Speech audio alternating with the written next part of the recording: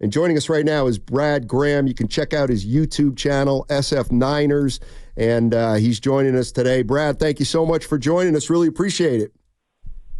Steiny, Evan, great to be on with you guys.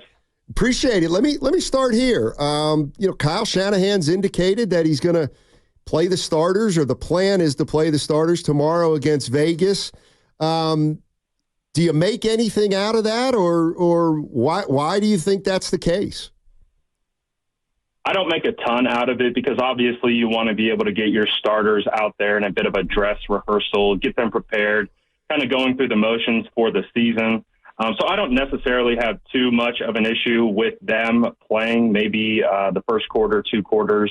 I think obviously with what we saw from the Saints with Brock Purdy going out there with him and a couple starters on the offensive line, that was one where I was like maybe – considering like the thought process behind that more so than, I prefer Brock to be out there running with the starters and Deebo Samuel, Jawan Jennings, Kyle Juszczyk, Kittle, the list goes on. I feel more comfortable in that instance more so than maybe, let's say, the Saints game. Well, what did you make of the Saints game when he started without some of the other starters? It was interesting because you could see it was a little disjointed. I know Kyle talked about how he was hoping to get one long drive out of Brock in that particular situation, but there was one instance where you had Brock almost take a helmet to the chin, but thankfully you had Dominic Cooney, who had the wherewithal to block 2 at the same time, that really was able to keep that defender off of Brock. But those are like the kind of concerns that you kind of think about in that particular instance. With Brock playing against the Saints without some of his starters, maybe guys aren't getting as open as you are accustomed to. And so thankfully he came out unscathed, no real issues. So water under the bridge at this point, but you could see some little concerns kind of pop up where you're like, oh, thank goodness the 49ers were able to get out of there without any injuries or anything like that. Well, Brad, it feels like, another day, another rumor. I think BA was linked today, I don't know, to Washington. The other day, it's Pittsburgh.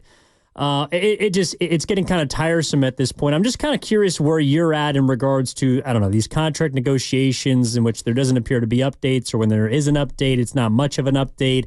Where are you kind of at? Where at with this thing, specifically with BA, and how much does it impact the way that you're looking at this season and just kind of the vibe right now of the 49ers?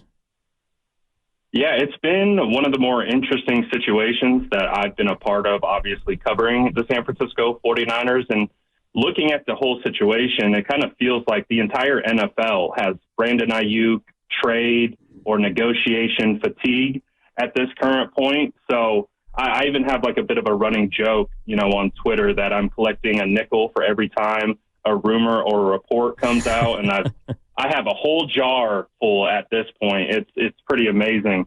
So I think with where we're at with that, we know that it's a little detail that is keeping this thing from coming across the finish line.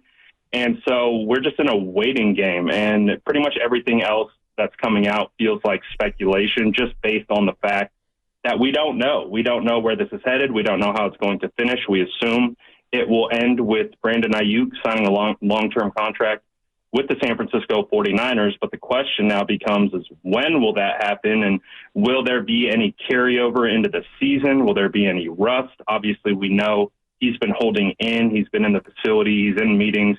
So that's a positive sign. But as we know, these guys need to get out there and they need to get on the field and build up that callus that comes along with playing padded football. And so the overall feeling is just hopefully that something breaks soon, because I'm not sure not only 49er fans, but anyone who works, whether in media covering the Niners or nationally, really feels like dealing with the situation much longer. But the thing with Trent Williams, too, kind of in that same category, at least the tone with that has been more optimistic. And we do know that Trent is a unicorn. He is one of the GOATs at the position of left tackle. So we know that's a guy who takes a lot of reps and days off in training camp to begin with. So there's less concern there. And so the hope is that the 49ers can take care of both of these guys because they are going to be key pieces if they want to return to another Super Bowl. Brad Graham joining us on 95.7 The Game. Check out his YouTube channel, SF Niners.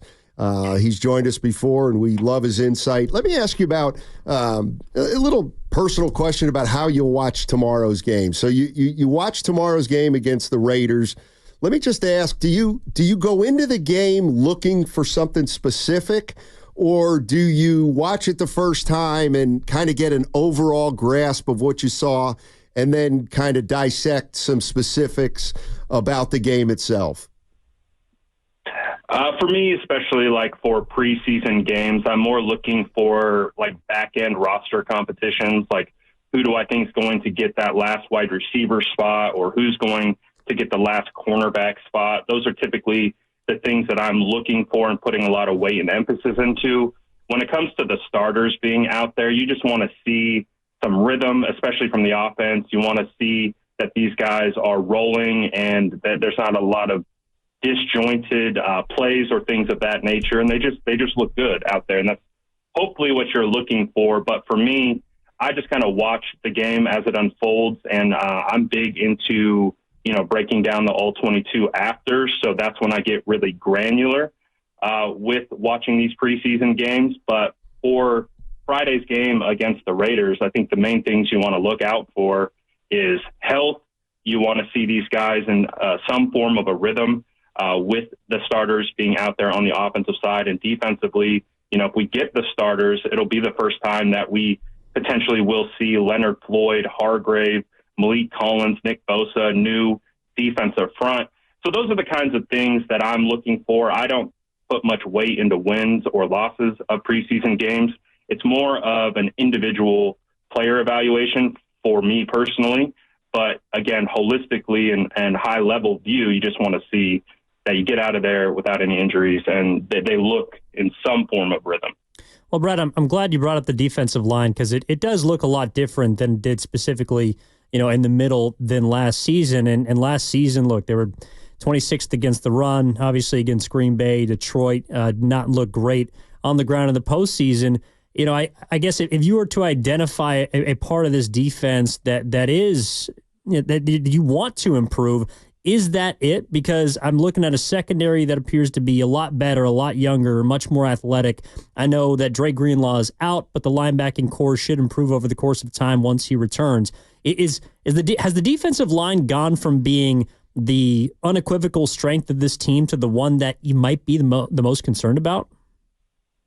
I think if you're going to talk about concerns with the defensive line, you're more looking at kind of back-end depth, because with what we've seen from Leonard Floyd in training camp, I mean, he's as advertised, the length, the power, the speed. You can tell that the combination of having bookend Bosa and Floyd together is going to do wonders. I really do believe that. And with what we've seen from Hargrave coming into camp in great shape and what we've seen from Malik Collins, this actually does look like a front that will be able to cause a lot of havoc. And I really think that Floyd could be one of those missing pieces of just having bookend speed on the opposite side of Nick Bosa for the first time really since D Ford was out there back around 2019. So there are a lot of positives. And also, too, you can't forget about Yetur Gross-Matos, another addition from free agency. I asked Nick Bosa about his fit into this rotation, and he says he has a ton of upside. The thing with him right now is just trying to grasp the wide nine scheme that Chris Kosuric is so famous for. But he said that they've been on him and they've been really getting him into that mix. And Yetur is a guy who can play inside out. So he can rush over the guard. He can kick out. He can play base down edge. So he can be your Charles Omenihu 2.0, your Arden Key type.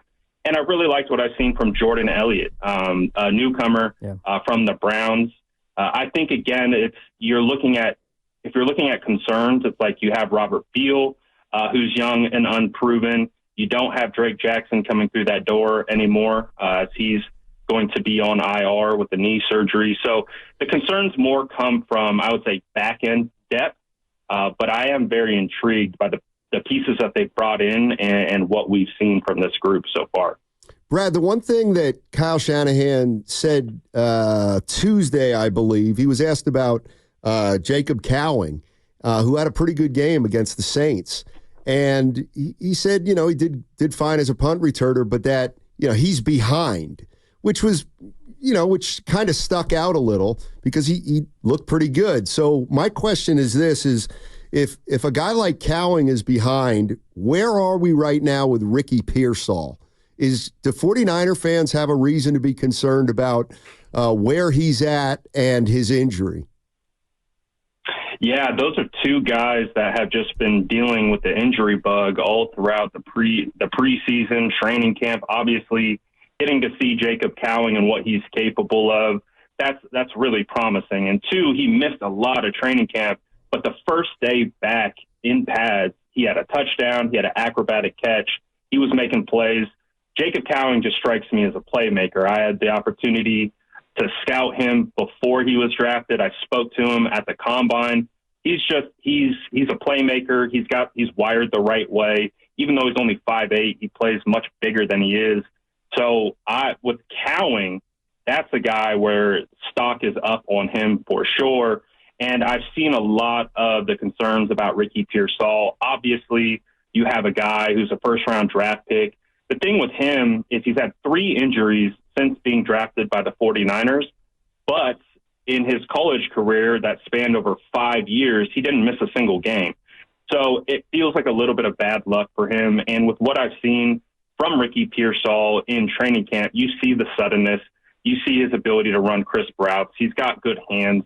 Obviously, with a rookie who's learning a new playbook, learning a new quarterback, learning the whole just NFL in general, there's a lot coming at you. So you want those guys on the field.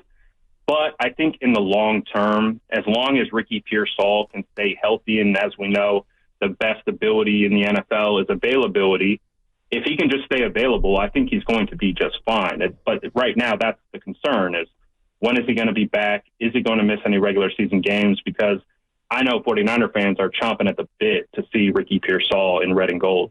Yeah. Brad, thank you so much for joining us. Really appreciate it, man. Thanks for having me, guys. All right, that's Brad Graham. Check out his YouTube channel, SF Niners.